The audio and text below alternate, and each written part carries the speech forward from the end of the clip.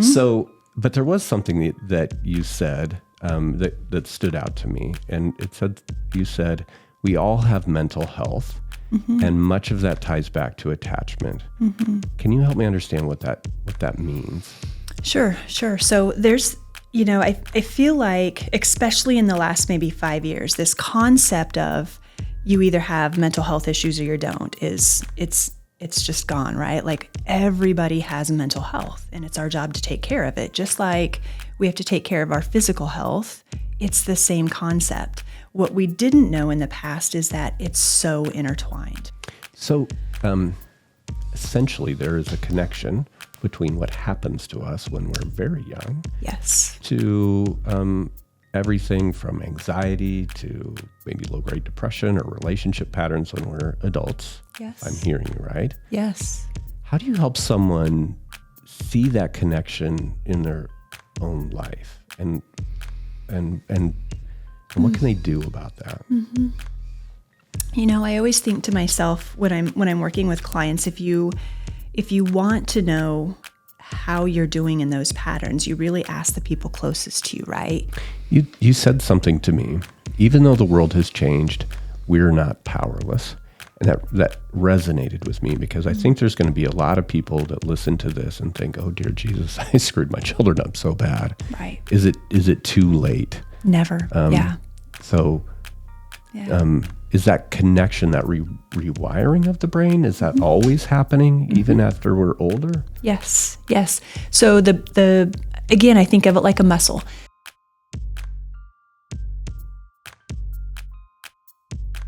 Welcome to the Take It Back podcast. Today's episode is awesome. It's about something deeper than diagnoses, deeper than behavior.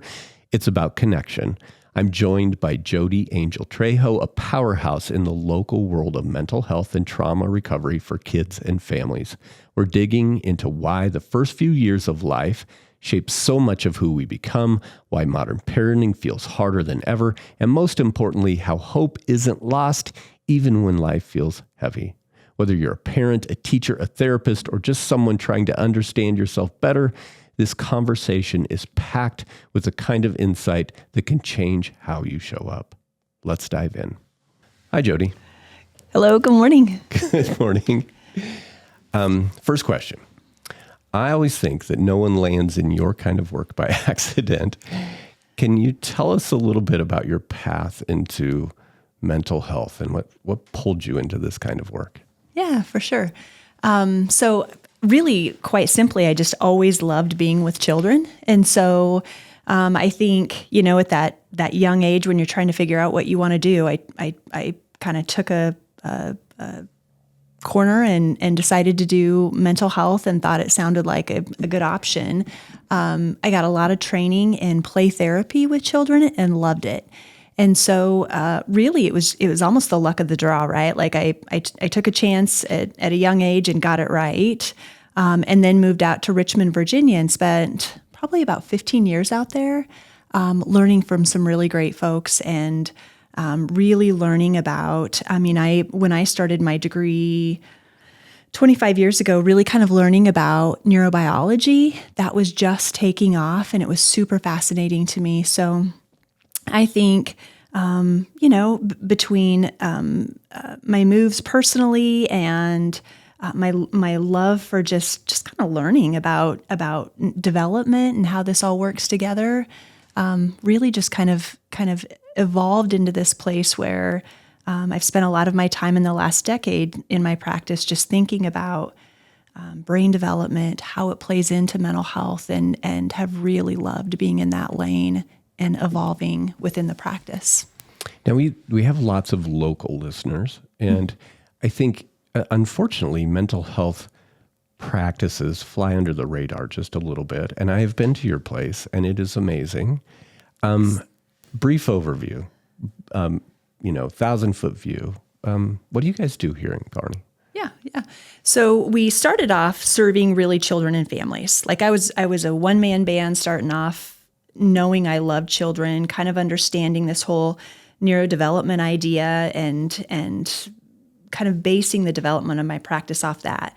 As we've evolved, we really have different specialties. So my goal in my practice was to hire people who really all had their own expertise and specialties that supported this kind of overview of development, not just working with children, but working with adolescents, thinking about how the brain reorganizes and how does that tie into mental health, into working with parents. So we really have different practices, maybe modalities within our team that supports the whole body, because mental health is 100% about how your body's functioning, how your brain's functioning, and your internal working map of how you experience the world. So we've really evolved our practice into thinking about how we approach all of those different areas, from diet and movement and sleep, from neurofeedback, and good psychotherapy and skill development. I think we're very lucky to have you around here. And one of the things, as we were chatting before our little episode here, it's a little overwhelming, like the amount of information kicking around in your head. So, but there was something that you said that stood out to me. And you said, we all have mental health, and much of that ties back to attachment. Can you help me understand what that means? Sure.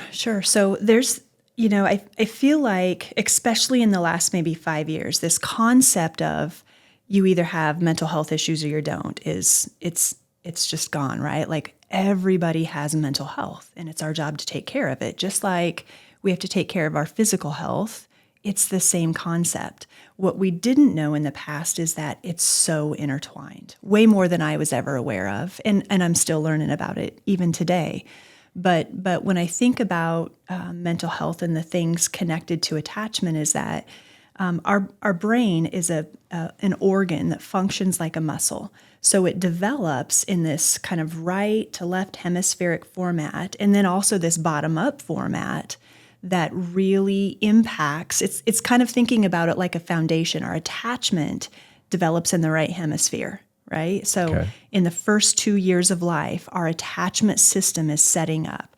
And so I always, when I think about it with parents, I say, think about what that foundation looked like, because it's subcortical. It's not, so many people think about, well, I can just shift that or act differently. You really can't, because it's this subcortical functioning that drives how you feel in interactions, how you respond to other people, how you function in your marriage, right? Like, I tell so many people, like, think about in your marriage, because it's a perfect example that you think, I want to do this differently, but yet you return to the same patterns over and over and over, unless you make these really conscious efforts to start working on those patterns. That's your subcortical attachment functioning that drives emotions, all of these involuntary processes in our body that really do impact how we're functioning. I saw this and I thought of you. Tell me what you think of this statement.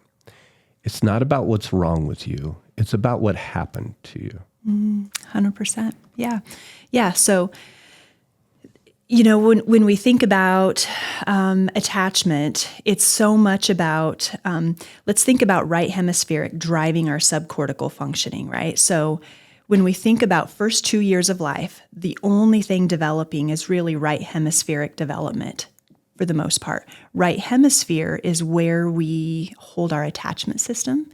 It's the emotional side of the brain, and it has the deepest roots into our autonomic nervous system. So it affects our heart rate, it affects all of these things in our body that then we respond to, right? So even if we're not talking about trauma, right? Like, trauma is a whole nother, it's also held in the right hemisphere, right? And it affects the way our central nervous system functions. But when we think about even just disorganized attachment or insecure attachment patterns, people who grew up in good enough homes, but maybe struggle with avoidant attachment patterns, it's still affecting their overall happiness, right? Like they struggle in their marriage to some degree, or maybe they struggle thinking, I spend more time alone than I want, or I'm not quite where I want to be in terms of my relationships. it's often because of their attachment system that's driving their functioning at this incredibly subcortical, below the conscious awareness level. So I find that fascinating. But tell me this, what happens in those early years that makes attachment so important? So when we think about the brain in a kind of organ format, or I always use a muscle. Think of it like a muscle, and maybe it's a simplified version because the brain is an incredibly complex organ with all kinds of complex processes that I don't even understand all of it. But overall, if the brain's a use-dependent organ and a child is all they are is in this constant serve and return process, typically with a mother. It could be either, but a primary caregiver, right? So it could be the father, but they're in this constant serve and return with an individual.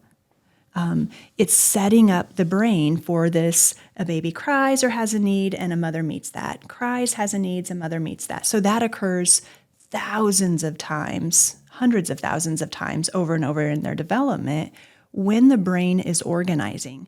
So let's think about a child's needs being met when the brain is organizing. We have billions of neurons in our brain.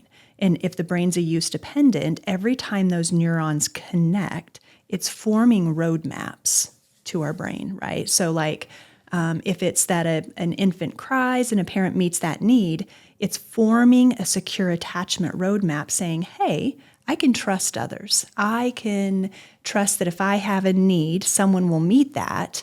And that happens over and over and over. Then we transfer that onto other people. That's a secure attachment, right? So we start thinking, I can trust myself in this. I can trust that I can handle this, even though I'm not quite sure what I'm doing. I can handle this because I know that I can trust myself and I can trust others. And so secure attachment really supports this process of trusting our emotions, trusting how we can handle those emotions. Another thing is that co-regulation, a child crying or having a need, then regulated by a parent, calms our central nervous system. So our central nervous system is at the hub of our brain. It's where our fight, flight, freeze lives. And so if that's met again, and then the baby calms, then we have this constant experience with this serve and return organ that says, I can go up and I can come down. I can go up and I can come down. But when children don't have that, or it's inconsistent, I go up and then I don't necessarily come down. I stay elevated. I stay hyper aroused without the experience of secure attachment from a parent who calms that. And that then becomes what's hardwired because those neurons are forming a roadmap based on our experiences. So essentially there is a connection between what happens to us when we're very young, yes, to everything from anxiety to maybe low-grade depression or relationship patterns when we're adults. Yes. I'm hearing you right. Yes. How do you help someone see that connection in their own life, and what can they do about that? Mm-hmm. You know, I always think to myself when I'm working with clients, if you want to know how you're doing in those patterns, you really ask the people closest to you, right? Yeah. If in fact you can bear it, because sometimes people struggle to bear that truth. And so oftentimes people might say, no, that's not me, or I don't do that, that's you. But really thinking about if you're getting consistent feedback from people close to you in your life, it helps you know where your vulnerabilities are. And it's not about problems, it's about where your vulnerabilities are. Again, it's thinking about mental health, anxiety, depression, whatever, in the sense of if I didn't work out for 10 years, my muscles wouldn't be well formed. They wouldn't be as strong. And so we come back and we think about, how do we start shifting that? What can I do to start shifting those unconscious, involuntary feelings that I feel when someone does X to me, whatever X is? Okay. I'm going to shift just a little bit. Mm-hmm. Would you agree that today's parenting landscape looks very different than it did in the past? Very much. Yeah. Absolutely. As a parent and a clinician. What are the ripple effects of that?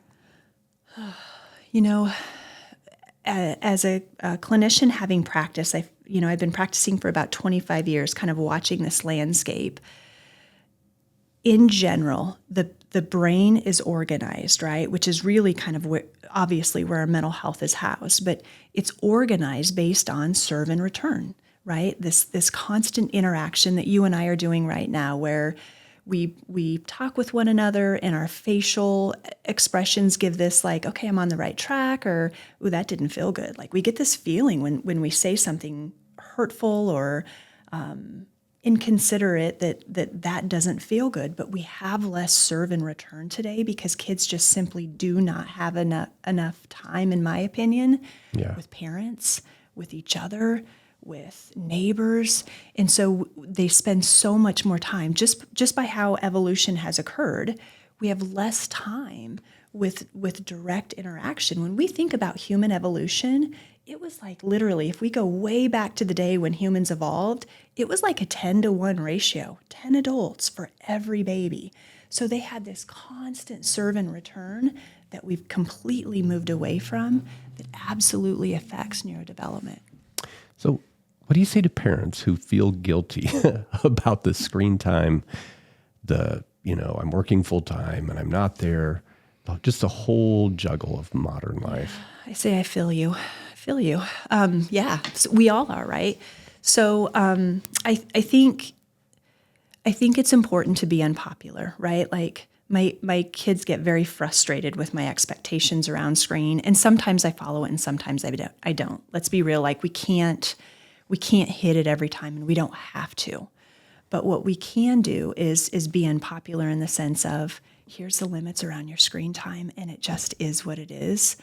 It's okay to do that. It's okay that your child has less screen time than every other child. It just is okay, especially the younger they are, right?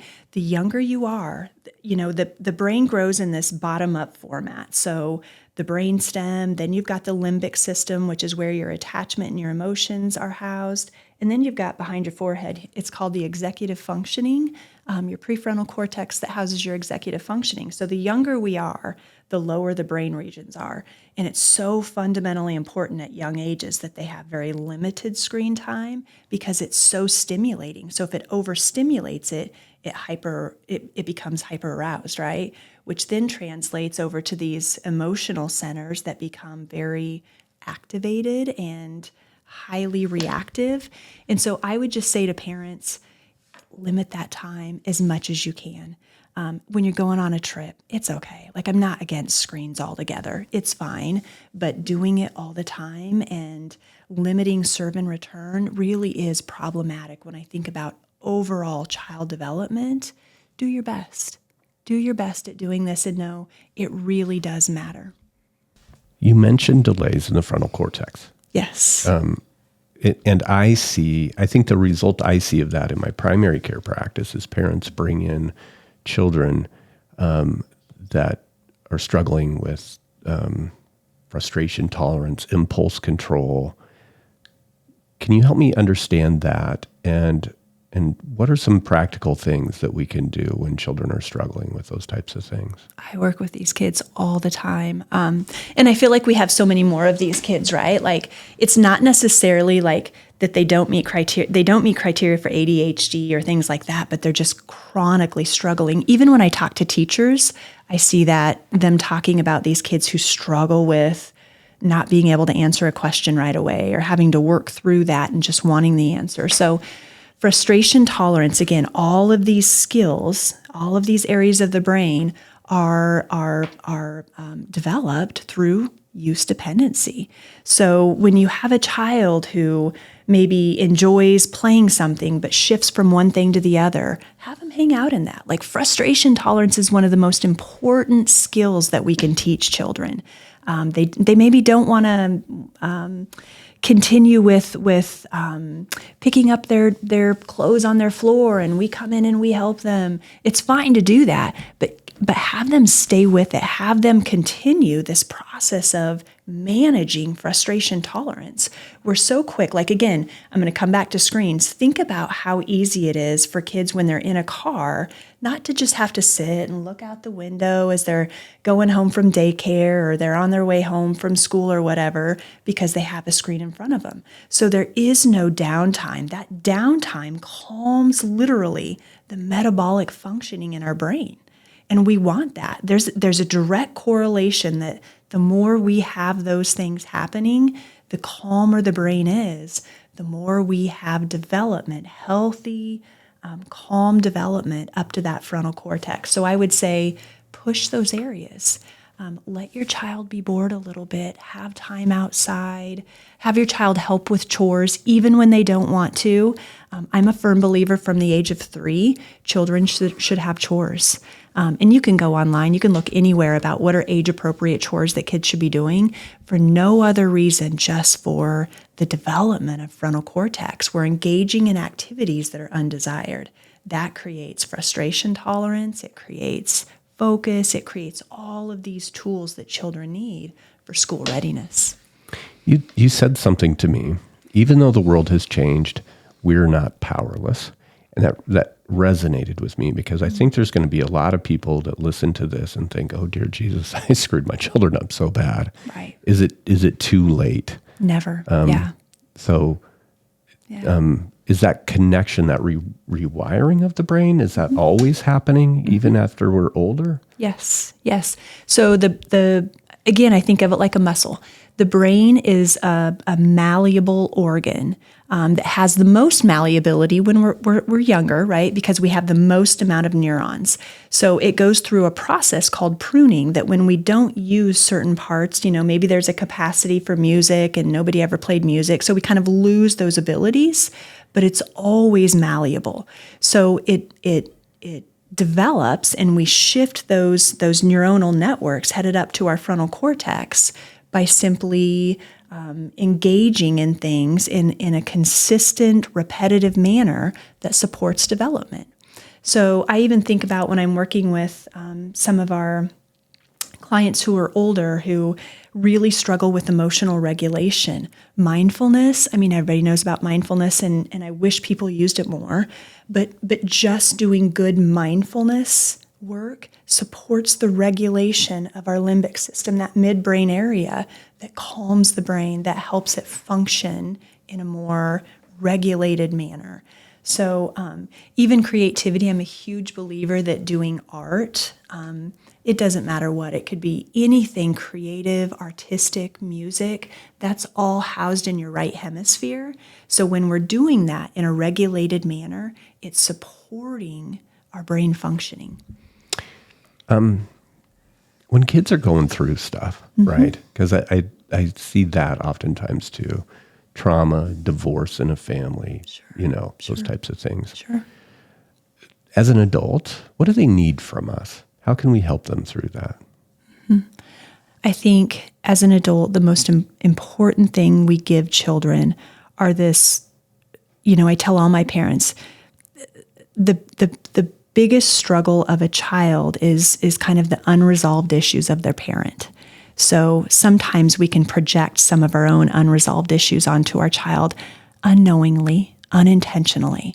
So if a child's struggling with emotions and it doesn't fit with where you're at, like maybe they don't have the whole picture about divorce or about what's happened, you don't worry about it being right. You worry about just being available to your child. If I could help any parent, and even myself, I struggle with this sometimes because it feels so obvious what my child needs to do. But if I can just show up and say, that must be hard. That sounds terrifying. That sounds difficult. And you just show up and allow your child to actually have a healthy expression of emotions that you're not trying to shift or guide or anything like that. That's that co-regulation. You become the person that's available to your child and your child keeps coming to you. And that's really the essence of what we're looking for throughout development. For good emotional health, it's co-regulation in which you're available for your child and able to be with them in difficult emotions. bit of love heals the body a bit. Right? Yeah, right? What do you wish every teacher, doctor, therapist knew about what's really going on with these kids? It's not behavioral. Behavioral is a byproduct, right? Behavioral is a byproduct of limited emotional development or disrupted emotional development, limited brain development. Really, all of what's happening is about how our brain's functioning and processing information. Some of it's due to lack of development. Some of it's due to disrupted development from trauma or even things that are happening in a child's environment externally. But behaviors really are 90% of the time a byproduct. There are certainly times where we have overall healthy, developed children who test the limits and just need good old boundaries. And if you do X, Y is what's going to happen. But when I work with parents, I say, think about your own attachment style. Think about your own responses in a really vulnerable way to your children. And if they haven't always been what you wanted, and you've developed some avoidant attachment or some difficulties in being present for your child, which maybe you believe has affected their emotional development, step into it. I don't care if they're 17, I don't care if they're 12, it's never too late. So helping children with emotional development is so fundamentally important to supporting behavioral functioning. But overall, the roadmap that I see and the overall impressions that I have of child development is we have less emotional development than we would have probably in my day, 25 years ago, 30 years ago, and less executive functioning. That frontal cortex is less developed than it would have been because we have more screen time. We have, maybe more or even organized activities that aren't that creative, imaginative play. All of that is like nutrients for emotional development. I saw a headline just like a couple of weeks ago about how frontal cortex development is way delayed right now. It is. It's true. Yeah. Yeah. And it's really just about serve and return, right? Child's interactions with other human beings. It doesn't have to be the parent. It could be grandparents. It could be aunts and uncles. It could be neighbor kids. The more we're offering that to our children, the better we support this overall development. And I think it's so important that parents start to understand what's executive functioning even mean, right? Like what are those tools that are a part of executive functioning, and how do I help my child's development in that? But it's never too late. What gives you hope? What keeps you showing up for this kind of work every day? People want to do well, I think it's just like our physical health, right? Like everybody wants to feel well. And, I feel like we really, it's not even what keeps me coming back. It's more exciting to come back today than it's ever been because there's this overlap between neurobiology, physical health, and mental health. And it's not just this, mental health used to be this vague kind of CBT-driven, let's change our thoughts to help change how we're feeling. And you're kind of, white knuckling through that. That is not how it is anymore. There's such a clearer picture about, okay, let's take a look at where are we in brain development? Where are some vulnerable areas? How do we work with that? We can also look at how does physical health tie into this, because certainly our physical health 100% more than we've ever known ties into our mental health. And so there's a bit more of a roadmap about what we need to do. And what I love is it crosses over with other expertises in other fields that you're not in it alone. And you've got this really nice kind of format that helps us work together as professionals to figure out, all right, what's your role, what's my role, and how do we support optimal functioning? And we get to partner with people in that to include the individual that we're serving. Yeah. If a parent is listening and feeling overwhelmed, what's one thing you want them to walk away with from this conversation? One's hard. Can I give two? You can give all you want. Okay. Sleep is fundamentally important. Sleep is the first thing that I look at in my practice of. Put a smartwatch. It doesn't have to be some really good, everybody's pretty much got a smartwatch. Throw a smartwatch on your child and look at their REM sleep and their deep sleep. And if they're not getting good REM sleep, about 2 hours a night, and then, you can look up how much deep sleep we need. The younger we are, the more we need. 2 hours, give or take, somewhere around there. If they're not getting that, start getting that. The brain heals itself, right? Like we have all of these cool things happening in our brain when we get good restorative sleep. That's why we wake up feeling refreshed, or on the other side of that, don't. Yeah. But it helps children because oxidative stress creates all this, these, I always call them, I explain it to my parents as dust particles in your brain, and it cleans it up in deep sleep. And so it helps your child function again better the next day. So deep sleep is fundamentally important. And then start thinking about, what is my engagement like with them? I feel like I'm in the deep end of the pool. They're always mad at me. Just listen, right? Like just really listen to your child. They may be wrong, right? You totally may disagree with what they're saying, but I always say we have to understand their perspective, and then maybe we talk about our positive intentionality. When my children get frustrated with me, and they are a lot, it doesn't look smooth sailing because I'm a therapist. It's rocky at our home sometimes. And when it is, I try to be quiet and listen to them, because I used to want to lecture and say, but you know better. Don't do that. It drives disconnection. And really what it comes down to again is that our frontal cortex is fully developed as adults. So we come from this place of always thinking from a problem-solving perspective. Theirs isn't. Remember, they're still developing. The frontal cortex just kind of comes online around the age of 4. So if you're struggling with a teen, that's still so developing. So problem solving, thinking things through, it doesn't happen well. Just show up and understand them, reflect back what they're feeling emotionally, and then ask. The easiest, most obvious thing I didn't do was say, what do you need from me? Mm-hmm. I love that. Yeah. I think let's finish with this today.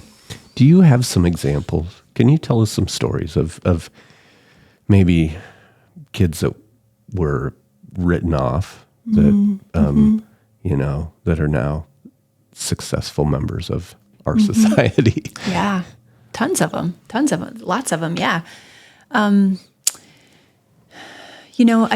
have one child that's super dear to my heart, and many of them for that matter, but experienced profound abuse and neglect in early years, probably up to the age of 5. So when we think about neurodevelopment, it was pretty hardwired in his brain that I can't trust others. I can't do well. He was unsuccessful at school. I think his 6th grade year, he had, if I recall, like 22 days where he was actually in school because he was just constantly in the principal's office or suspended or whatever. And he'd been through plenty of good therapy, myself being part of it, but he was just so dysregulated and couldn't connect with adoptive parents. And so we started doing some pretty innovative things where we just focused on some neurofeedback and some regulatory tools that constantly offered entrainment for his brainstem to calm that. And so what's really cool is through this kind of integrated approach of we take some neurofeedback, some good therapy, and then some training for parents. He's doing awesome. Has been suspended once this year, but was standing up for another kid, so I get behind that. He's a great kid, but still, it doesn't mean that he's not struggling, but doing really well and functioning and in school and learning, and he's developing, right? So, and so many kids are that way. Like so much of mental health now, and I could name hundreds of kids who it's really about supporting parents so much and understanding this kind of neurological, physiological, and psychological interconnection now that supports us in working together. And so, I would encourage parents to really just think about, what is my constant day-to-day with my child, and how do I start to make one shift? How do I start to, it could be limiting screens if that's what you think you're really struggling with. It's okay. Like, they're going to be frustrated, and it's okay. It really is. Kids will always rebound and come back to parents who are good enough parents, right? Yeah. And when I say good enough, I mean, like, we get a rupture and repair all the time with our kids. As a matter of fact, we're supposed to be in rupture and repair with our kids, where they're frustrated with us and maybe we handled something poorly. But if I could tell any parent anything around rupture and repair, it'd be come back to your child and say, hey, that behavior, not okay, but I overreacted. I'm so sorry I did that. Next time I'll work on that. And then you just keep plugging away at it. You're not going to get it the next time or maybe even the following time, but you'll get it if you make a commitment to those things. And that demonstrates humility. It demonstrates I'm in this with you. And that's the child development that we need to come back to, that just supports our kids in developing that frontal cortex. Some of those things that we're starting to lose, and we just start to autocorrect. What's the future of all this? If you could look 10 or 20 years down the road, how will the things that we're talking about look different, do you think? I don't know. I hope that there's this process where everybody really understands the interconnectedness of these things. And you have groups now that have practitioners and like APRNs or psychiatrists and doctors who are all functioning together and no longer like siloed in, I do my work with this child and you do your work with this child and we never connect, because it can't be siloed anymore. We have to be functioning together because of how the brain and body and overall mental health and mental wellness develop. Yeah, I love that. And I would agree. I think that's something that has to happen. Thank you for sharing your wisdom today.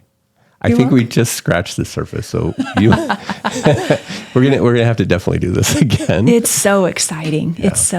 It's exciting. Yeah, but it was fun. Thank you, Jody. Yeah, thank you. I'd like to thank Jody for sharing her heart and wisdom today.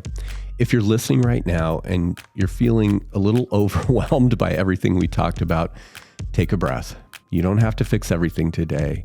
You don't have to do it perfectly. Healing happens in small moments, in being present, not perfect. And the fact that you're even thinking about this, that you're trying, that's the start of something very powerful. If this episode spoke to you, share it with someone who needs to hear it. And as always, we'll see you next time on the Take It Back podcast.